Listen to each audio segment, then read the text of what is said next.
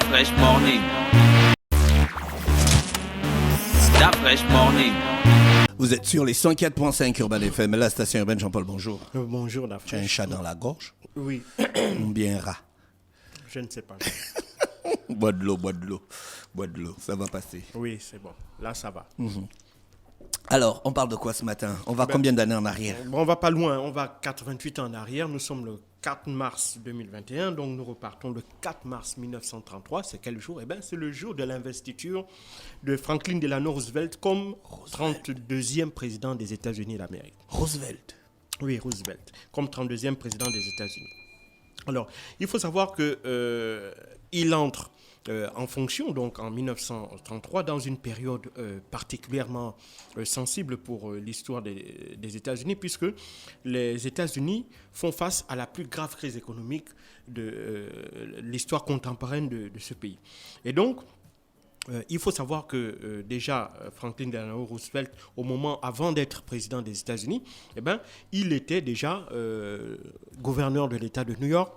Et c'est grâce à ces mesures, notamment les mesures sociales qui sont particulièrement innovantes, qu'il avait prises dans l'État de New York à partir de 1929, que évidemment sa popularité va se décupler. Il faut savoir qu'avant ça, dès 1910, Franklin Delano Roosevelt était déjà connu du milieu politique américain puisqu'il était déjà sénateur de l'État de New York. Et en 1913, à l'époque, alors qu'il n'avait que 31 ans, il va entrer dans le cabinet du président Wilson comme secrétaire d'État adjoint à la marine.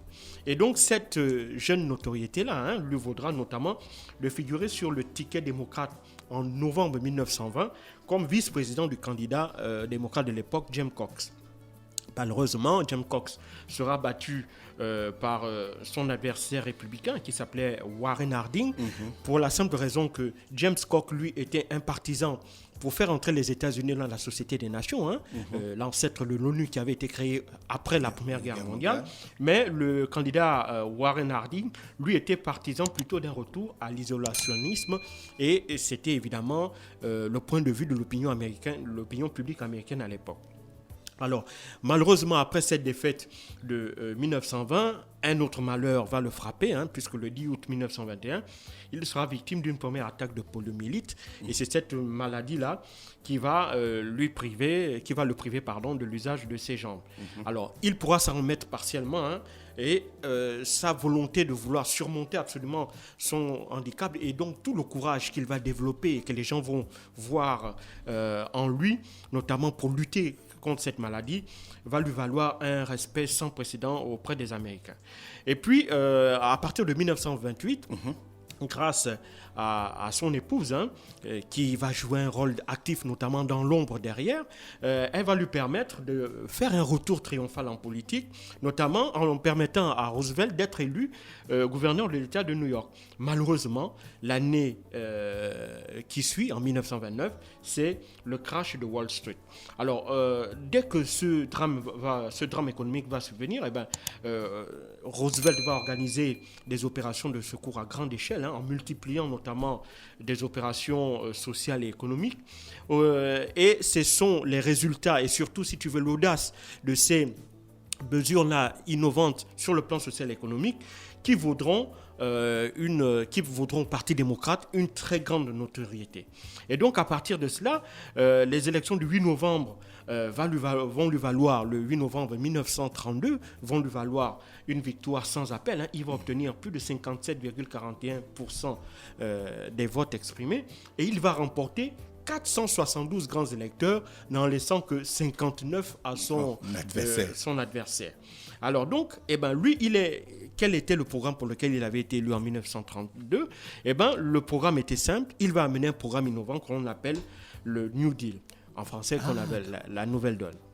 Alors, dans le New Deal, on peut dire quoi ? On peut dire que c'était un ensemble de mesures pragmatiques, économiques et sociales, qui ont d'abord un but prioritaire, c'est celui de sortir le pays de la crise et surtout de sortir le pays de la crise et de relancer par la suite l'activité économique qui est véritablement en berne.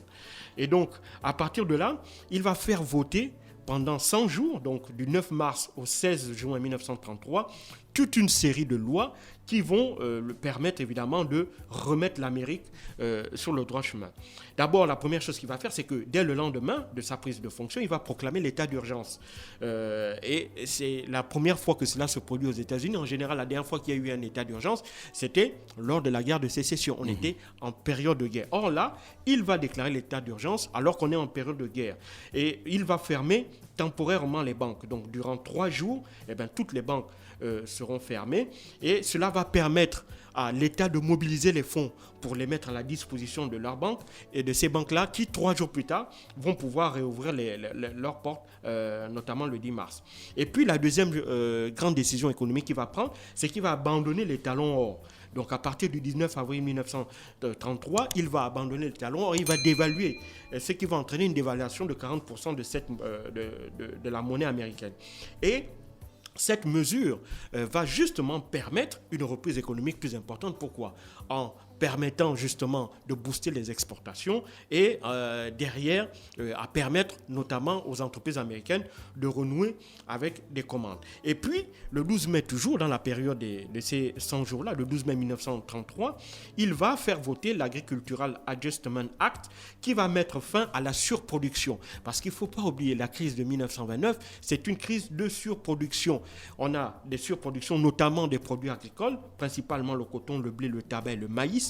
Cette loi va faire quoi ? Va limiter la production agricole des fermiers pour leur permettre ensuite de créer de l'offre derrière qui va mécaniquement faire monter le prix des denrées agricoles. Ces prix des denrées agricoles-là qui seront maintenus par le gouvernement fédéral et ce sont ces prix-là qui vont permettre enfin aux fermiers de pouvoir avoir un niveau de vie qui soit décent. Et puis le mois suivant, le 16 mai 1933, il va s'attaquer aux problèmes liés à l'industrie. Il va mettre notamment dans l'industrie la National Industrial Recovery Act qui va tendre notamment à améliorer les conditions de travail des travailleurs, notamment en réduisant les heures de travail dans l'industrie et en augmentant les salaires. Et puis, il va prendre aussi une autre mesure très importante, c'est-à-dire le 5 décembre toujours de la même année, 1933, le gouvernement va faire voter le 21e amendement qui va annuler le 18e amendement. Le 18e amendement, c'était quoi ? C'était celui qui mettait en place la prohibition. Donc, Roosevelt va mettre un terme, il va mettre un terme à la prohibition à travers le vote du 21e amendement. Pourquoi ? C'était pour lutter contre la grande criminalité. Il ne faut pas oublier les histoires de gangsters célèbres tels que Al Capone. Al Capone a fait fortune, notamment grâce à la prohibition, à travers le trafic, notamment d'alcool. Et puis, dans le cadre de New Deal, il faut bien le comprendre, le New Deal s'est inspiré d'un certain nombre de travaux d'intellectuels, notamment un intellectuel britannique anglais qui s'appelait John Maynard Keynes. Et John Maynard Keynes, à partir des débuts des années 30, avait justement senti que le système économique des pays occidentaux industrialisés qui était basé sur la production, c'est-à-dire qu'on l'offre uniquement l'offre. Mais il partait d'un principe qui avait été édicté par Adam Smith plusieurs siècles avant, parce qu'Adam Smith, qui est considéré comme l'un des pères fondateurs de l'économie moderne, lui disait quoi ? Qu'en économie, il ne peut pas y avoir de crise tant qu'il y a de la production. Produisez, et la demande suivra. Ouais. Et donc, c'est ces principes économiques-là qui avaient toujours soutenu les économies occidentales. C'est-à-dire qu'elles ne cherchaient pas à savoir s'il y avait une demande en face. Tout ce qui les intéressait, c'était de produire, c'était de répondre, c'était de mettre une offre sur le marché. Et John Maynard Keynes, lui, va évidemment très vite montrer que ce système-là ne pouvait plus tenir, il avait des limites et que les limites des économies occidentales étaient déjà dépassées. Et donc, à cela, il fallait mettre un nouveau système qui prenne en compte la demande. Et comment est-ce qu'on pourrait relever la demande ? Si la demande du secteur privé est saturée, comme c'était le cas en 1929, il fallait, pour relever cette demande-là, il fallait maintenant que le secteur public devienne celui qui vienne capturer, si tu veux, le surplus de l'offre que la demande privée ne peut pas absorber. Et c'est à travers, notamment, ce programme-là de New Deal que Franklin Delano Roosevelt va mettre en place un vaste programme de travaux publics d'un total de 3 milliards et demi de dollars à travers ce qu'on va appeler l'Emergency Public Works Administration, c'est-à-dire qu'il va donc, à travers l'argent public, donc, financer un certain nombre de travaux. Et bien, ces travaux d'infrastructure-là visent plusieurs choses. Un, c'est déjà remettre à niveau les infrastructures qui sont vétustes dans certains États américains. La deuxième chose, c'est pour résorber le chômage, c'est-à-dire que cette main-d'œuvre-là, qui ne peut plus être absorbée par les entreprises privées, par le secteur privé, le sera maintenant absorbé par le secteur public. Et il va notamment renforcer le contrôle, notamment du secteur privé, à travers tous les domaines, que ce soit policier, notamment au niveau de la bourse, que ce soit en matière de sécurité et autres. Et il va faire passer notamment la main-d'œuvre de l'administration fédérale de 600 000 agents à plus d'1 million d'agents. Et donc, à partir de là, on va commencer maintenant à voir, à partir des années 40, début des années 40, on va commencer à voir notamment un relèvement du niveau de vie des Américains, mais évidemment, c'est surtout dans le secteur agricole que cela va se faire sentir, et c'est ce qui va lui permettre que, à partir de 1936, lors des élections de 1936, le président sera réélu avec plus de 60,80% des suffrages du vote populaire, et il obtiendra 523 électeurs contre 8 pour son rival républicain Alf Landon. Il faut savoir que les élections de 1938 ont permis à Roosevelt d'avoir ce succès-là, principalement grâce au vote des zones rurales, parce qu'il a su relever à travers le programme des 100 jours, relever le niveau de vie des fermiers en faisant relever le prix notamment des denrées agricoles, donc le coton, le blé, le maïs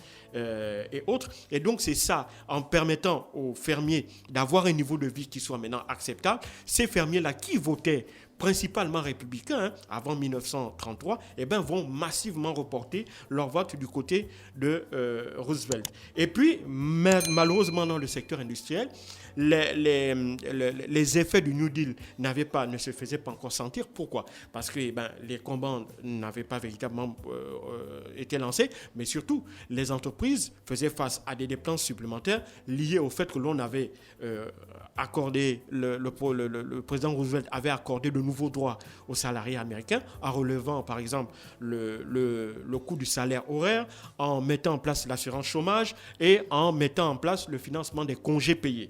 Et donc, tout ça va faire que les entreprises avaient bien entendu des charges qui augmentaient, mais on avait une absence de commande. Mais à partir... Donc, c'est ce qui explique que sur le plan industriel, à partir de 1937, il va y avoir, donc à peine un an après sa réélection, on va avoir une chute économique très brutale. Mais évidemment, le gouvernement aussi va devoir faire également marche arrière, notamment dans le fait que, évidemment, puisque globalement, les Américains qui vivaient principalement dans les zones rurales avaient leur mode de vie qui avait plus ou moins s'était amélioré. Et donc, le gouvernement, à partir de 1937, voulait lancer un programme de réduction des dépenses publiques et d'augmentation des impôts. Pourquoi ? Parce que c'est normal, comme je l'ai dit, le président Roosevelt a dépensé sans compter l'argent fédéral pour pouvoir relancer l'économie. Et donc, il fallait renflouer les caisses. Renflouer les caisses comment ? D'une part, en diminuant les dépenses publiques et en augmentant la fiscalité. Malheureusement, en raison de la chute de l'activité économique de cette année-là, il va être contraint à faire marche arrière. Mais évidemment, un malheur va créer une espèce d'opportunité, c'est la Seconde Guerre mondiale. Parce que la Seconde Guerre mondiale va faire que le gouvernement américain, donc les entreprises américaines, vont de nouveau être sollicités notamment par les pays européens, principalement les pays alliés, la Grande-Bretagne, la France, pour la fourniture d'armes, parce que, évidemment, leurs industries avaient du mal à pouvoir répondre à leurs besoins. Et donc, les Américains, en tête desquels Roosevelt, va décider de, justement, soutenir ces pays-là. De quelle manière ? D'abord, sur le plan financier, en leur accordant des prêts exceptionnels. C'était ça le plan Marshall.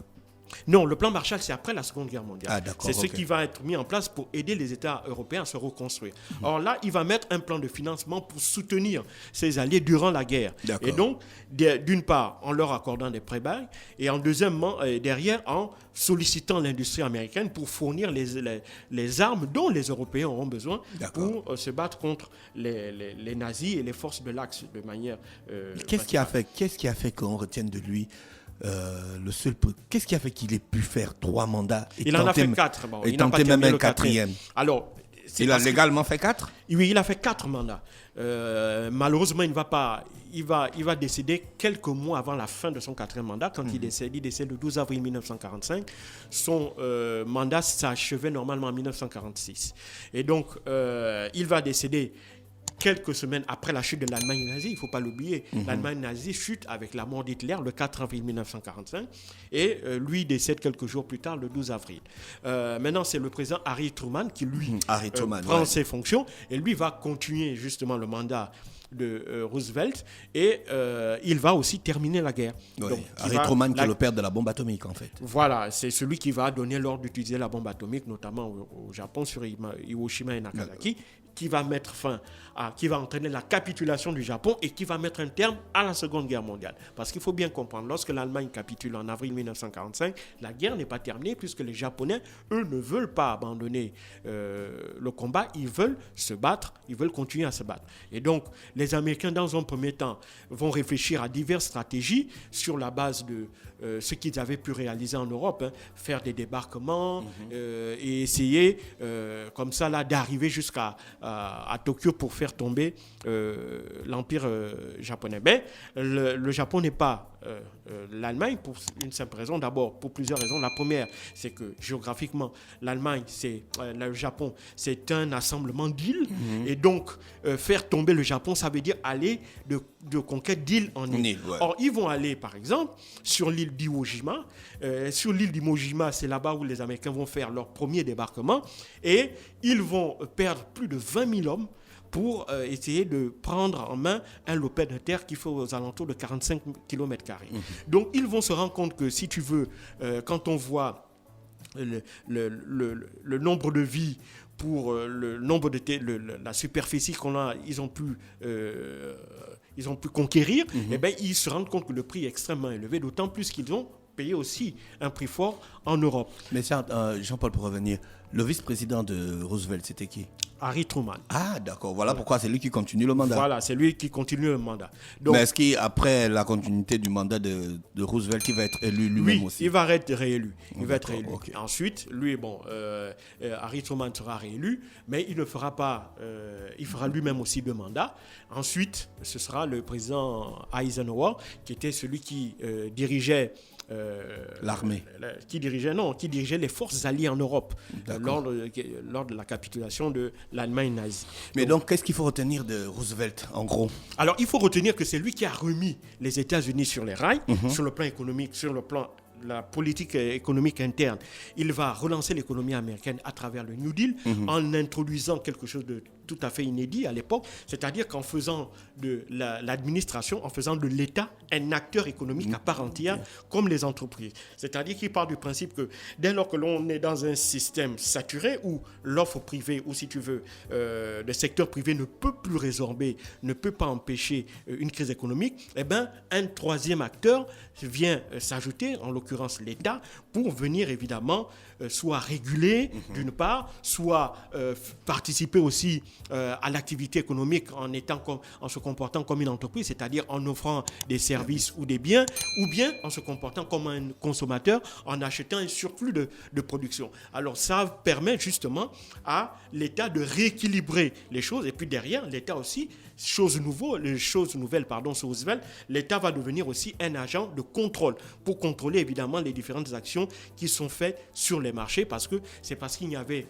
aucun moyen de contrôle dans les marchés que évidemment il va y avoir cette débâcle. Et puis sur le plan international, il va faire des États-Unis une superpuissance, et c'est grâce à lui que, évidemment, le système des Nations Unies que l'on connaît aujourd'hui a été mis en place, notamment avec Winston Churchill et Joseph Staline. Et puis, grâce à lui, on aura également la création des institutions aussi importantes aujourd'hui que celles qu'on appelle les institutions de Bretton Woods, le Fonds monétaire international et la Banque mondiale. Merci Jean-Paul qui revenait donc sur le brin d'histoire ce matin. Aujourd'hui, on parlait de Franklin Delano Roosevelt. Merci à tous les auditeurs bien connectés sur les 104.5 Urban FM, la station urbaine. That fresh morning.